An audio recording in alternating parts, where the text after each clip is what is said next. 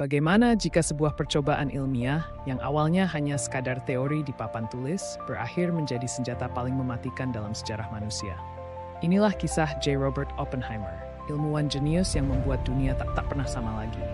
Awal abad ke-20 adalah masa keemasan fisika. Para ilmuwan menemukan bahwa inti atom, sesuatu yang begitu kecil. Ternyata inti atom menyimpan energi luar biasa besar. Bagi sebagian orang, ini adalah pintu menuju masa depan energi tanpa batas. Namun di tengah dunia yang dilanda perang, pengetahuan ini justru berubah menjadi kunci terciptanya senjata pemusnah massal. Tahun 1939, Perang Dunia II meletus. Ketika kabar menyebar bahwa Jerman Nazi mungkin sedang mengembangkan bom atom, Amerika Serikat merasa tak bisa tinggal diam. Mereka meluncurkan proyek super rahasia bernama Manhattan Project. Ribuan ilmuwan, insinyur, dan tentara dilibatkan, tersebar di berbagai lokasi rahasia. Di antara mereka, satu nama mencuat, Julius Robert Oppenheimer. Dia seorang fisikawan muda, cerdas, ambisius, dan karismatik. Meski banyak meragukan kemampuannya sebagai pemimpin, pemerintah menunjuknya untuk memimpin pusat penelitian utama di Los Alamos. Los Alamos adalah sebuah gurun tandus di New Mexico yang akan menjadi tempat lahirnya senjata paling mematikan umat manusia. Di Los Alamos, para ilmuwan bekerja tanpa henti. Mereka menyusun persamaan rumit, merakit bahan peledak, dan melakukan eksperimen berbahaya.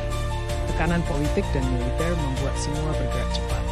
Mereka sadar, yang mereka ciptakan bukan hanya sekadar bom, melainkan sesuatu yang dapat mengubah jalannya sejarah dunia. Oppenheimer sendiri merasakan kebanggaan bercampur ketakutan. Ia tahu mereka sedang memainkan kekuatan yang bahkan para dewa pun tak pernah bayangkan. Ia pernah berkata, "Di sini, kami merasakan dosa pertama manusia." Setelah bertahun-tahun bekerja, tibalah saat yang menentukan. Pada 16 Juli 1945, di padang pasir New Mexico, dilakukan uji coba pertama bom atom yang disebut Trinity Test. Saat tombol ditekan, langit mendadak menyala putih. Cahaya begitu terang seakan siang datang lebih cepat. Suara ledakan mengguncang tanah, dan awan jamur raksasa menjulang tinggi ke langit. Semua yang menyaksikan terdiam, menyadari bahwa mereka baru saja membuka pintu menuju era baru, era nuklir. Oppenheimer sendiri hanya berbisik sebuah kutipan dari kitab Hindu Bhagavad Gita.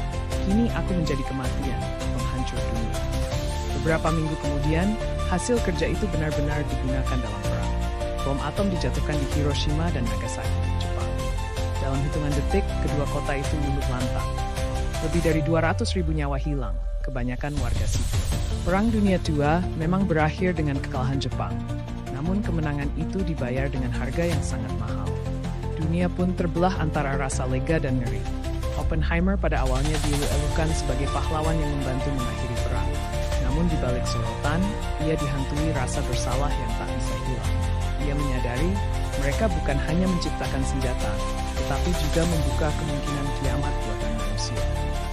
Setelah perang, Oppenheimer berusaha memperingatkan pemerintah agar mengendalikan penggunaan senjata nuklir. Ia ingin mencegah perlombaan senjata. Sayangnya, dunia sudah terlanjur berubah. Uni Soviet berhasil membuat bom atomnya sendiri, lalu bom hidrogen yang jauh lebih dahsyat ikut diciptakan. Perlombaan nuklir dimulai dan bayangan kehancuran global menghantui umat manusia hingga hari ini. Kisah Oppenheimer bukan hanya cerita tentang sains atau kemenangan perang, melainkan kisah dilema moral yang sangat dalam. Apakah pengetahuan harus digunakan demi kekuasaan, meski taruhannya adalah masa depan seluruh umat manusia? Dari kisahnya, kita belajar betapa tipis garis antara kejayaan dan bencana. Oppenheimer tetap dikenang, bukan hanya sebagai bapak bom atom, tetapi juga sebagai simbol peringatan bahwa ilmu pengetahuan tanpa kebijaksanaan bisa menjadi kutukan besar dalam sejarah peradaban manusia.